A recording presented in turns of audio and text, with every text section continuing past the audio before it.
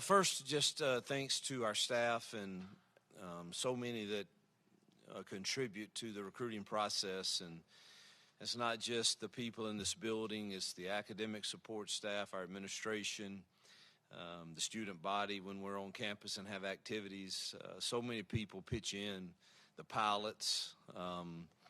Just so many people pitch in to contribute to the efforts that go into recruiting, and it's a large task, and it takes everybody from personnel to the recruiting staff, and obviously the coaches that are involved in the actual on the ground recruiting. So I thought the effort that was put into trying to make our first class here a top 10 class, which was our goal. I don't know where we stand with that. I can't keep up with all of that, but that was our goal, is in year one to have a top 10 class, and then in year two to have a top 5 class. And that is the way I think you start building a program that is able to stack itself upon each other and create a competitiveness among the roster that drives you to chase a standard every day that's needed to win in this conference. And so just thanks to all the people that pitched into that. And it takes obviously the people that have helped fund this building and the facilities and the resources we have. It's all a part of the journey. So thankful for the effort. I think I couldn't have asked any more out of the effort that it took to try in a short amount of time to get into the battles for the top guys, because truthfully the elite schools are always a couple years ahead, and we had to close the gap on a lot to get in those battles. We didn't win all of them, but we sure were in them, and I think that speaks to the effort we put into building relationships with so many. So excited about this class. We focused on the high school class. I said that in our press conference the other day. I don't know that that's the right approach, but it's certainly I did not want to – I wanted them to feel like they're the priority. And so we did not chase hard in portal on everyone that could play, and there was a lot that could, because we were just committed to making sure that our high school class felt like they were the priority of us establishing the true rebuild here at Auburn. And now we'll go from here, and hopefully there'll be the missing pieces that we did not land. We will hope that we can find them either between now and the spring term, or after the spring practice and that portal opens again. We'll see what happens then with what our needs will be at that time. So excited about the class, obviously just thrilled with the effort, and I really believe that the young men that we've signed and the families they come from, I love these kids. I love them as individuals. I think they're genuine. I think they want to help a program reestablish itself as one of the elite programs in the country, and I think they love to work at it, and excited to get a lot of them here soon and go to work.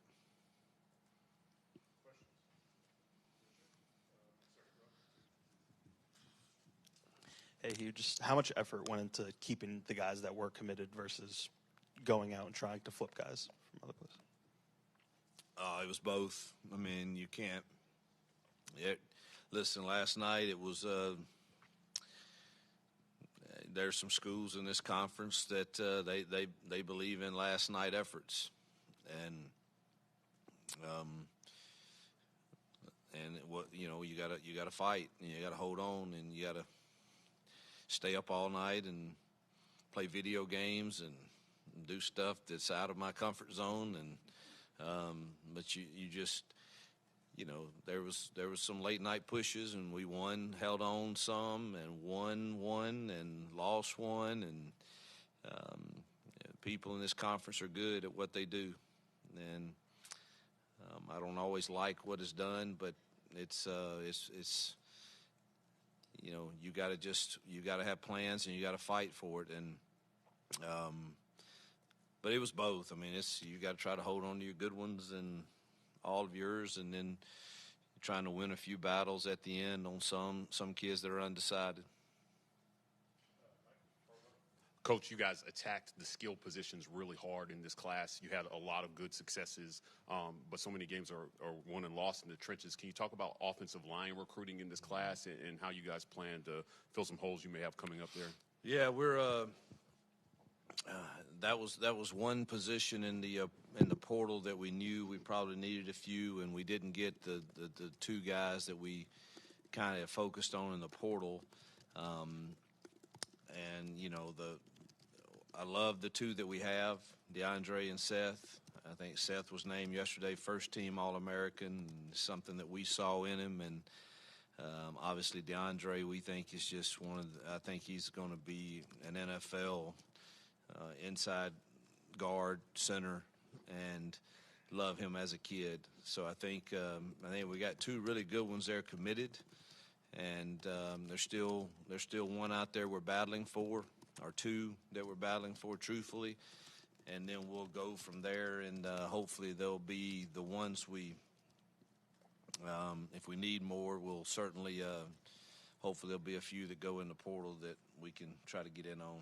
But there's no question that that one position's been the biggest challenge for me to try to figure out, and for Jake to try to figure out. So we're still trying to figure that one out, truthfully. Okay, yeah, thanks. Hugh, you took time off from working on the offense or in offensive game planning to focus on recruiting. How does it feel now that this class is kind of fruition? I think that let's start. So Walker White, I think, is going to be a star. I think he's got all the attributes of what a quarterback should look like. I think he's a true Auburn man. Obviously, you don't know how quick he will adjust to this game, but I think he's got all the skill sets to do that. And then you move to where it's no secret we needed to get some difference makers at the receiver position, and to land two of the top 10 in the nation in Perry and Cam, and then two others that I think are sleepers. I mean, but they both are ranked in the top 150 in the country, and Bryce and Malcolm. I think we've gone now they're going to have to get thrown in the deep end of the pool and swim pretty fast, but I think they have that ability, and it changes our offense if we have guys like that on the outside and in the slot that can make plays, and I've seen them do it. I'm reminded when we started rebuilding Ole Miss, that first full class, just like this first full class, we talked a guy by the name of Laquan Treadwell in coming with us, and it changed the way we called games. And I feel the same about getting the Cam and Perrys and Malcolms and Bryces. So, you combine Walker with those. I think we did pretty good at the skill positions. So I think the time I chose to maybe spend away from the offensive side of the ball, it paid some dividends there. And for sure, I would argue that I can't keep up with all the rankings and polls and stuff, but I would argue that our receiver class and our linebacker class has to be two of the top in the country. I don't know how they rank that or anything, but if you take Waller and Phillips and Riddick and Barber, I would venture to guess that we rival most any linebacker class that was signed from the high school ranks, along with the receiver rankings. So also excited about our DBs with Falston and Amon Lane and Jalen Crawford and Laquan Robinson. Am I forgetting somebody there? And Caleb Harris, who's really physical, and we need that. So, and then D-line, I think, between T.J. Lindsey and Malik Blockton and Jamonte Waller and Gage Keys, and I think we're improving ourselves there. We're still looking for a little more help there also, but really pleased with the linebackers. And then we have Darren Mossy also from Duke at linebacker. That's a very experienced guy, and that is signed with us also. So we're steadily building, and so I'm pleased for the time that I took away. I think it did pay dividends. You mentioned a few spots where you're still battling for. You have any idea of just round number as to what you expect total number when the dust settles by Friday, and then how many you'd have available in the spring? Well, availability today is that number moves constantly because of the freedom that players have today, and so it's hard for me to say what's available and what's not. But as far as the number for Friday, I don't even know what number we're at right now. But Ethan, we're at 24 right now. But I mean, we're in some battles for 3 kids left that I know of, and I don't know that all of them will sign today or not. But we're in some battles there, and then there's a few portal guys that we have an interest in. So I really don't know what the number would be at the end of Friday. You talked about the wide receiver group. Obviously, had a transfer in there as well. But I forgot about Robert Lewis, who I think is a really, really solid player that gives us some experience, and good that he'll be here in the spring. How valuable is it to have? I mean, you got lots of different types of guys. I mean, you got big, physical, small, fast. I mean, how valuable is that to have different players that can fit in different spots? Well, I like length and catch radius, so I'm glad that we've added some of that. I don't mind small kids, but I just don't think you can have too many of them in this league. And, I think now we got Jay Fair and we got Bryce Kane, and I think those are 2 guys that can play in this league. And then the others all have some length to them. Hugh, how important was Joe Phillips kind of being a spark for those summer months, going into Big Cat and getting a big win to kind of get y'all going there? Yeah, I thought I can't remember the exact time frame, but I thought he and Riddick jumping in there when they had to battle people like Georgia and Alabama for those guys, and for us to hold on to them. I think we signed 12 guys from the state of Alabama, which is big because we want to win this state. And I don't know if we won the state this year or not. I don't know how that's determined, but we certainly would like to in the future. Of winning our share, if not more than our share in this state. And I thought Joseph and Riddick really helped kind of kickstart that. Hugh, a lot of your guys, or a lot of the big prospects, were guys that were committed elsewhere in the SEC, some big name programs. As a staff, just what did it take for y'all to, overcome some of that against these schools that, like you said earlier, have a couple years head start recruiting some of these guys? Yeah, I think it's just time and effort, and getting them to campus as many times as you can, and seeing if they can't feel a different feel about here as opposed to other places. Look, every individual has a criteria of how they make decisions, and what is going to be the motivating factor in their decision. And I think we're obviously not going to win all of those, but we just got to win our share. And I think just putting enough time and effort into the right type of kid and family that we know fits here, we got a really good shot at doing that. The ones that may not really fit here, we're probably not going to be as successful with in turning their head toward here in that short amount of time. So I thought we were pretty wise about the targets that we felt like, man, this kid and family will resonate with the Auburn culture, the Auburn family, the Auburn feel. Let's invest our time in those. One of those SEC flip guys was a Cam Coleman. That was obviously a really wild recruiting process. Kind of what kind of effort did that take from you guys, from Marcus to pull that one off? In the end? Yeah, I don't know if all of our staff put in great effort, but Marcus Davis, he had to spend extra time because of the number of kids we were trying to sign there too, and the ranking of them. But when Cam made his commitment to another school, we just immediately said, look, that's fine, but we're not going to waver. And we are not going away, and we are going to fight to the end, and we'll prove to you that we want you more, that we obviously feel like you're a difference maker here, and we just were relentless of making sure he understood that. And obviously it helped that the other school had a coaching change, but I'd like to think we were going to win it anyway, but I don't know if that's the case or not, but I'm glad it worked out the way it did.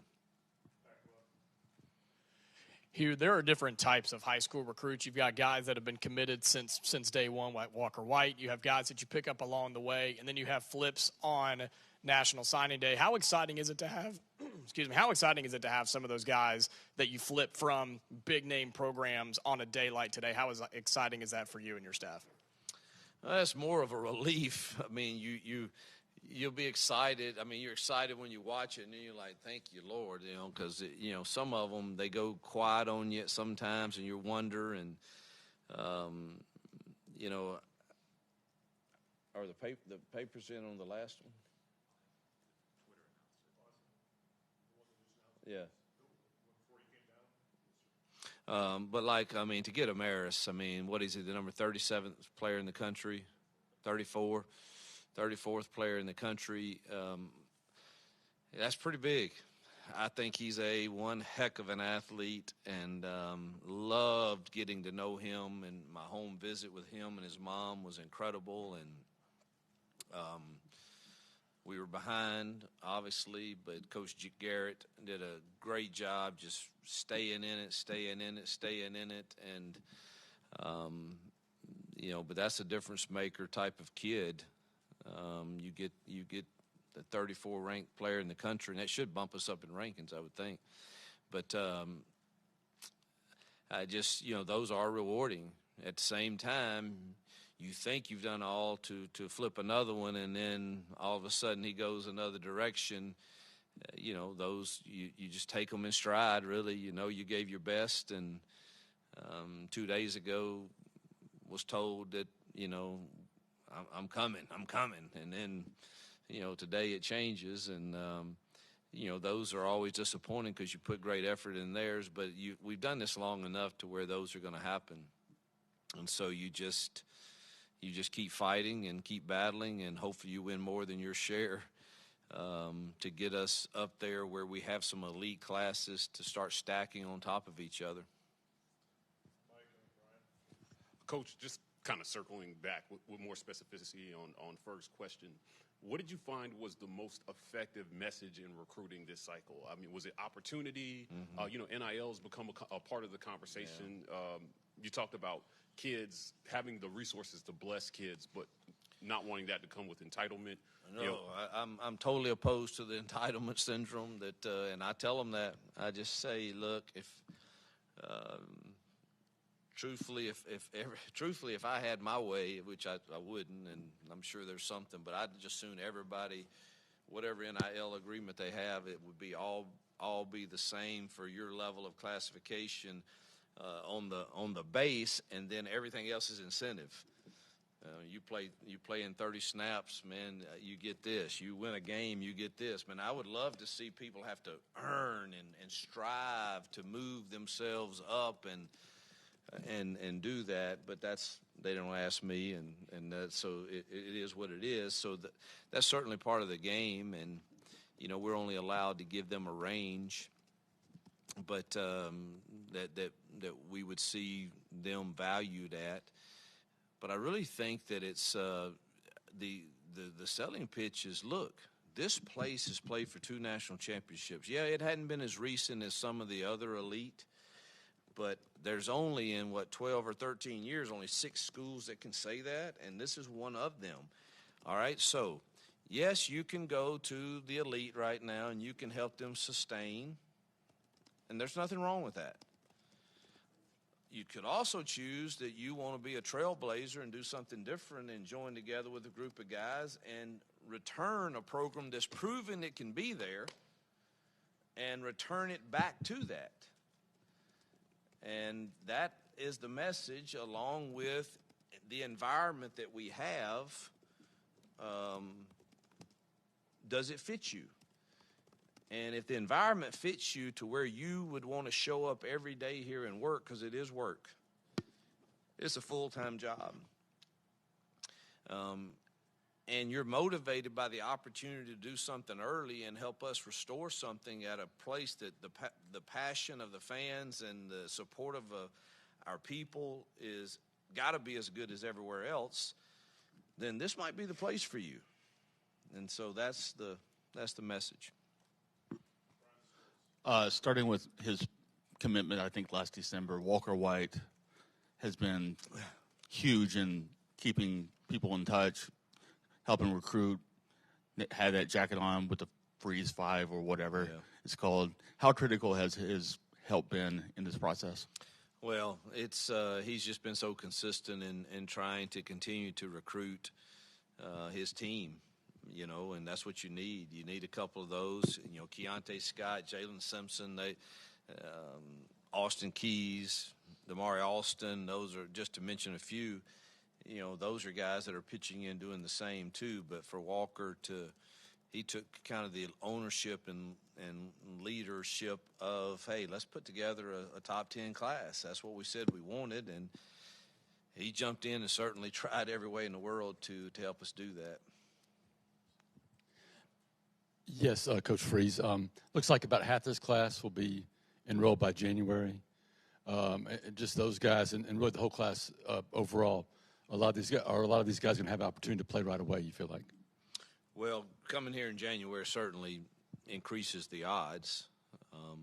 I'm not saying that others that show up in summer won't, but having them here in all of spring ball with the whole semester to train with Dom, to get in the routine of what it's like to be a college football player and a student, I think is going to pay them dividends. And then you have the summer to continue to train with Dom, and they roll into fall camp, and they kind of already know the system and the verbiage, and so it certainly gives them a chance to have a fair shot at jumping in there and playing some. You said next year the goal's top 5 class, and you talked earlier about having to catch up with a head start in the 25 class and kind of moving forward. Do you guys feel like you're off to a good start, or able to take advantage of that and try to be in a position to make a run at a top 5 class next year with what y'all done already? Well, I'm optimistic. I don't know. You guys probably would know better than I where we kind of currently stand in that, but he said we're already at 5, so we just got to hold on. We just got to keep holding on and add something to it. So yeah, I think with what we did this year in the short time we had, I think it's a reasonable expectation to think we should be around that top 5 range. If we're 6 and 7, I don't know that that's terrible either, but we need to stack some classes that are competitive with the ones that we're chasing to close the gap on, and I do think it's reasonable to expect that. You want to go back to the transfers, Robert Lewis, Gage Keys, and Dorian from Duke. What did you see out of those guys that kind of fit in those spots you were looking for? Dorian, mature, played a lot of football, solid, smart, understands fits, put him on the board, talk about that. He understands it all. Played in a similar system.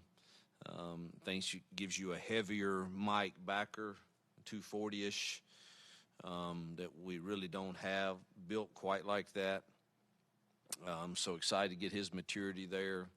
I think that gives us some flexibility, like with he and Austin at the mic, and now maybe Eugene and one of these others at the backup if it's not Cam, and then maybe move Cam to a Jack where we can rush the passer a little better. So it just gives us. Cam needs to be a part of it. I don't know if it's at Will or Jack but gives us some flexibility along with those young guys to bring along. Oh, he asked about some others. Wait a minute. Robert's solid. Like I said earlier, I think he can play inside, outside, has some length to him, has done well against good competition. Gauge, length on the inside, levers, needs to gain a little weight probably, but I thought we liked his activeness and would expect him to be in that rotation of inside guys. Hugh, just talk about the loyalty of a guy that you inherited, Amon Langanis, and really the class overall stuck together pretty tight the whole way. Yeah, I just, we had to work hard at it, but I do think guys like that just knew they felt it fit at Auburn and were loyal to us, and we just preached, man, let's stay together. And I know you're going to get people running at you, but just stay together. And we're fortunate that we had some loyalty in that group. Thank you.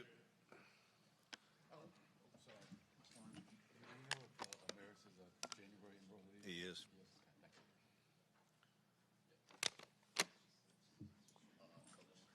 Can I get a quick Christmas message from you? Sure, I'll try. Where are we ranked now? 7 on